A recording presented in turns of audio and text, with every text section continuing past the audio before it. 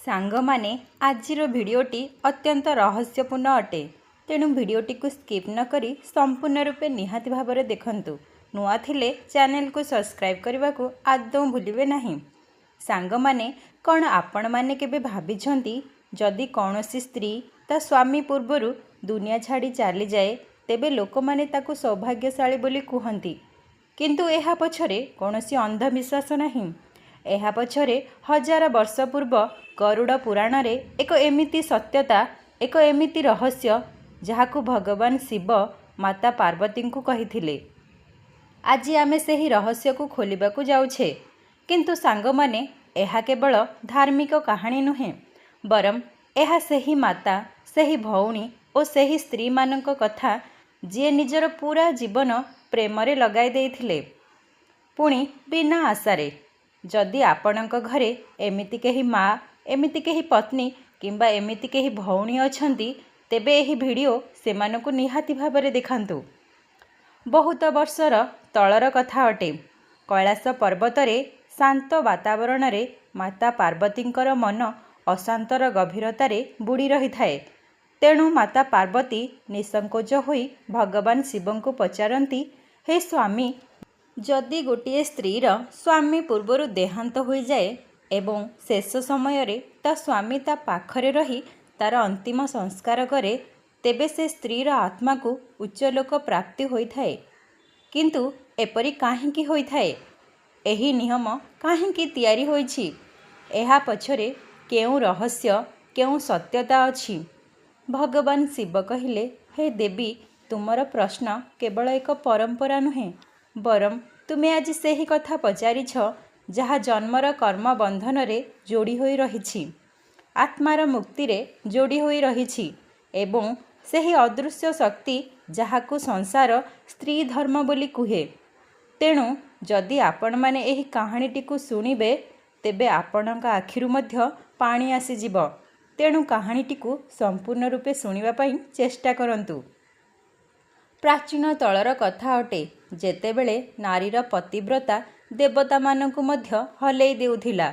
नर्मदा तटरे गोटिए छोटिया गाँटीए थिला। सबुज शस्य, माटीर बिल और नर्मदा माँकर पवित्र जल। सेही गाँ रे गोटिए स्त्री थिला जहार नाम थिला सावित्री, जहार मन सफा और हृदय रे करुण भाव थिला। जेतेबेले पूरा संसार सोई रही थाए सेतेबेले सावित्री नर्मदा नदी को स्नान करिबा पाई जाए। सेठारे दीप लगाई मुंडिया मारे, हे माँ, आजी मो घर पाई जेतिकी जरूरी सेतिकी दे, बास घरे शांति रहू और स्वामी सुस्थ रुहंतु। सावित्री बहुत गरीब थिला, किंतु काहाठारु किछि मागे नहीं। पतिव्रता गुण रे ताठारु केही तुलनीय नुहे। एही कारण पाई सबु लोक सावित्रीर प्रशंसा करती। किंतु सावित्री सेमानकु हाथ जोड़ी कुहे, एहा मोर सौभाग्य। जेतेबेले कि तार पूरा जीवन कठिनता भितरे चली थाए तथापि से केबे हेले भगवान का पाखरे अभियोग करे नहीं। जेउठी अभियोग न थाए भगवान सेटाकू निजे आसी थांती। तार जीवन रे से चारोटी नियम पालन करुथिला। प्रथम, जेकोनोसी परिस्थिति आसु सत्य कहिबा। द्वितीय, काहाकू कष्ट न देबा, निजकू जेते कष्ट हेउ। तृतीय, सबु अवस्थारे स्वामींकर सम्मान बजाई रखिबा। चतुर्थ, प्रतिदिन भगवान को स्मरण करिबा जे ताकू जीवन देइछंती। एही चारोटी नियम को आपणाई से ता जीवन रे बहुत शांति रे थिला। गोटिए दिन एमिति आसिला, सावित्री बुढ़ी होई गला, रोगाग्रस्त मध्य होई गला। रोगिणा होई मध्य सावित्री डरू नथिला, व्यस्त मध्य नथिला। केबे ता चेहरा रे एक अद्भुत शांति थिला। धीरे धीरे सावित्रीर शरीररू सबु शक्ति चली गला। से पूरापूरी कमजोर होई गला। सावित्री निज स्वामी को हाथ धरी धीर स्वर रे कहिला, शुणुछ, मो श्वास कमी गलानी, किंतु तुमे चिंता कर नहीं। मु तुम सहित जो समय बिताइछि ताहा हेउछि मोर असली रत्न। बास केवल तुमे मोते मने रखी खुशी रे रुह। जेतेबेले रात्रिर तृतीय प्रहर चली थाए सावित्री शेष निश्वास त्याग करी अंतिम निद्रारे सोईगला। ता स्वामी ता पाखरे बसी ता मुह को चाही थांती। सेही क्षणी अदृश्य पथरे गोटिए द्वार खोलीगला। ଯେଉଁ ଦ୍ୱାରକୁ ଗରୁଡ଼ ପୁରାଣରେ ସୁମଙ୍ଗୁଳି ଦ୍ୱାର ବୋଲି କୁହାଯାଏ। ଯେଉଁ ଦ୍ୱାର କେବଳ ସେହି ପତିବ୍ରତା ସ୍ତ୍ରୀମାନଙ୍କ ପାଇଁ ଖୋଲିଥାଏ ଯାହାର ଅନ୍ତିମ ଦର୍ଶନ ତାଙ୍କ ସ୍ୱାମୀ କରିଥାନ୍ତି। ସାଙ୍ଗମାନେ, ଆଗକୁ ଯାହା ହେବ ତାହା ଶବ୍ଦରେ ବର୍ଣ୍ଣନା କରିବା ଅସମ୍ଭବ ଅଟେ। ସାବିତ୍ରୀ ଯେତେବେଳେ ଶରୀର ତ୍ୟାଗ କଲା ସେ ଗୋଟିଏ ନୂଆ ରୂପ ପାଇଲା। ଏକ ସୂକ୍ଷ୍ମ, ହାଲୁକା, ଚମକଦାର, ଯେମିତି କେହି ସୁନା ଉପରେ ଚନ୍ଦ୍ରମାର ଉଜାଲା ବିଛେଇ ଦେଇଛି। ତା ଶରୀରରେ ଏବେ କୌଣସି ପୀଡ଼ା ନଥିଲା, ନା ଥକାନ ଥିଲା, ନା କମଜୋରି, ନା ଆଉ କିଛି। ସେ ଧୀରେ ଧୀରେ ଫୁଲ ପରି ଉପରକୁ ଉଠୁଥିଲା। ସେତେବେଳେ ଆକାଶରେ ଯମଦୂତ ପ୍ରକଟ ହେଲେ। ଉଚ୍ଚ ସ୍ୱର, ବିକଟାଳ ରୂପ, କଳା ରଙ୍ଗର ବସ୍ତ୍ର ପିନ୍ଧି। ଯେତେବେଳେ ସେମାନେ ସାବିତ୍ରୀକୁ ଦେଖିଲେ ତୁରନ୍ତ ସେହି ସ୍ଥାନରେ ଠିଆ ହୋଇ ପଛକୁ ହଟିଗଲେ। କାହିଁକି? କାରଣ ଗରୁଡ଼ ପୁରାଣରେ ଏହି ନିୟମ ଅଛି, ପତିବ୍ରତା ସଧବା ସ୍ତ୍ରୀର ଆତ୍ମାକୁ ଯମଦୂତମାନେ ସ୍ପର୍ଶ କରିପାରିବେ ନାହିଁ। ସେହି ସ୍ଥାନରେ ସୁନେଲି କିରଣ ଥିବା ଦେବଦୂତମାନେ ପ୍ରକଟ ହେଲେ। ତାଙ୍କ ହାତରେ ପୁଷ୍ପ ଥିଲା। ସେମାନେ କହିଲେ, ସାବିତ୍ରୀ, ତୋର କର୍ମ ହିଁ ପୂର୍ବରୁ ତୋର ମାର୍ଗ ନିର୍ଦ୍ଧାରିତ କରିଥିଲା। ତୋତେ ସ୍ୱର୍ଗ ରାସ୍ତାରେ ନିଆଯିବାର ଆଦେଶ ମିଳିଛି ଏବଂ ଆମେମାନେ ମଧ୍ୟ ତୁମ ସହିତ ଅଛୁ। ଯାତ୍ରା ଆରମ୍ଭ ହେଲା। ପ୍ରଥମ ମାର୍ଗ ଥିଲା ପୁଷ୍ପ ବାଟିକା ଲୋକ, ଯେଉଁଠି ଫୁଲ ଥିଲା କିନ୍ତୁ ମାଟିରେ ନୁହେଁ, ଶୂନ୍ୟରେ ଥିଲା। ସେ ଫୁଲଗୁଡ଼ାକ ନିଜର ଦିବ୍ୟ ସୁଗନ୍ଧ ସବୁ ଚାରିଆଡ଼େ ବିଛାଉଥିଲେ।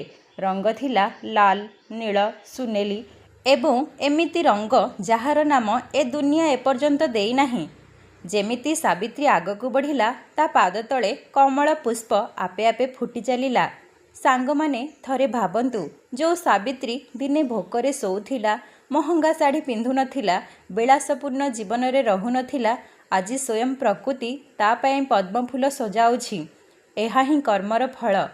ଏହି ଲୋକରେ ସେଇମାନଙ୍କୁ ସ୍ଥାନ ମିଳିଥାଏ ଯେଉଁମାନଙ୍କ ଭିତରେ ପ୍ରେମ ଓ ପତିବ୍ରତା ଥାଏ। ନିଜ କର୍ମ ଅନୁସାରେ ସାବିତ୍ରୀକୁ ଦେବଦୂତମାନେ ଆହୁରି ଆଗକୁ ନେଇଗଲେ। ଆଗରେ ଗୋଟିଏ ବିଶାଳ ଚମକିଲା ଭବନ ଥିଲା। ସେଠାରେ ଗୋଟିଏ ଦର୍ପଣ ଥିଲା, କିନ୍ତୁ ସେହି ଅସାଧାରଣ ଦର୍ପଣ ରୂପକୁ ଦେଖାଉନଥିଲା। ସେହି ଦର୍ପଣ ଜୀବନ ଦେଖାଉଥିଲା। ଯେମିତି ସାବିତ୍ରୀ ସେହି ଦର୍ପଣ ସାମ୍ନାରେ ଠିଆ ହେଲା, ତାର ସମସ୍ତ କର୍ମମାନ ଦୃଶ୍ୟମାନ ହେଲା। ସେହି ଦର୍ପଣରେ ଏହା ଦେଖାଯାଉନଥିଲା ଯେ ସେ କେତେ ପଇସା ରଖିଛି, ସେ କେତେ ରୋଜଗାର କରିଛି, କେମିତି ଘର କରିଛି କି କେମିତି ଗାଡ଼ିରେ ଯାଉଛି। ସେହି ଦର୍ପଣ ଏହା ଦେଖାଉଥିଲା ଯେ ସେ ଅନ୍ୟମାନଙ୍କ ଜୀବନରେ କେତେ କିରଣ ବିଛାଇଛି। ସେହି ଛୋଟ ଛୋଟ କର୍ମର ପ୍ରକାଶ ଏତେ ଜୋରରେ ଥିଲା ଯେ ପୁରା କକ୍ଷ ସେଥିରେ ସ୍ନାନ କରୁଥାଏ। ଦେବଦୂତ କହିଲେ, ସାବିତ୍ରୀ, ମନୁଷ୍ୟର କର୍ମ ହିଁ ସବୁକିଛି ନିର୍ଦ୍ଧାରଣ କରିଥାଏ। ତୋର ଏହି କର୍ମ ହିଁ ତୋତେ ମୋକ୍ଷ ଆଡ଼କୁ ନେଇଯାଉଛି। ତୃତୀୟ ମାର୍ଗ ଆଡ଼କୁ ଯେତେବେଳେ ସାବିତ୍ରୀ ଗଲା, ସେ ଦେଖିଲା ତା ଚାରିପଟେ ଦିବ୍ୟ ସ୍ତ୍ରୀମାନେ ଠିଆ ହୋଇଛନ୍ତି। ତାଙ୍କ ଆଖିରେ କରୁଣାର ଭାବ ଥିଲା। ସେହି ଲୋକ ଥିଲା ସେହିମାନଙ୍କ ପାଇଁ ଯେଉଁମାନେ ବିବାହକୁ କେବଳ ଏକ ସାମାଜିକ ପ୍ରଥା ବୋଲି ନ ଭାବି ବରଂ ଆତ୍ମାର ସଂକଳ୍ପ ବୋଲି ଭାବିଥାନ୍ତି। ଯେଉଁ ସ୍ତ୍ରୀ ପତିବ୍ରତା ଧର୍ମକୁ ପ୍ରେମ ଓ ପବିତ୍ରତାର ସହ ପାଳନ କରିଥାଏ, ସେ କେବଳ ଏହି ସଂସାରରେ ନୁହେଁ ବରଂ ପରଲୋକରେ ମଧ୍ୟ ସମ୍ମାନିତ ହୋଇଥାଏ। ତାପରେ ସାବିତ୍ରୀ ସାମ୍ନାରେ ଏକ ଉଜ୍ଜ୍ୱଳ ସୁନାର ଦ୍ୱାର ଥିଲା।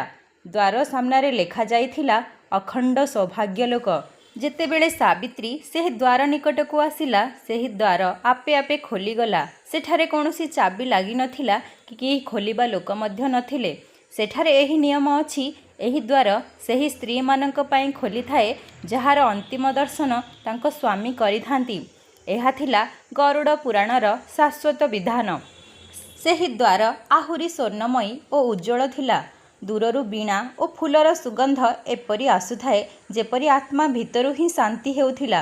ଦେବଦୂତ କହିଲେ, ସାବିତ୍ରୀ, ଏବେ ତୁ ସ୍ୱର୍ଗ ଦ୍ୱାରରେ। ତୋର ସମସ୍ତ ପାପ ଏହିଠାରେ ସମାପ୍ତ ହୋଇଯାଇଛି। ତୋର ସଞ୍ଚିତ ପୁଣ୍ୟ ଏବେ ତୋତେ ମିଳିବାକୁ ଯାଉଛି।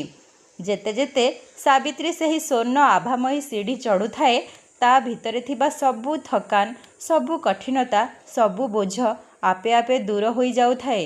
ଶରୀର ଫୁଲ ପରି ହାଲକା ହୋଇଯାଉଥାଏ।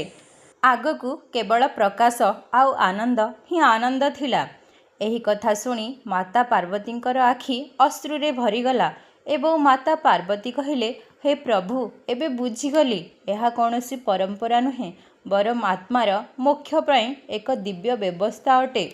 सांगमाने भिडियोटी को एहिठारे शेष करुछि। जदि भिडियोटी आपण मानकु पसंद लागिछि तेबे कमेंट रे जय भोलानाथ माता पार्वती लेखिबाकू आदौ भूलंतु नहीं।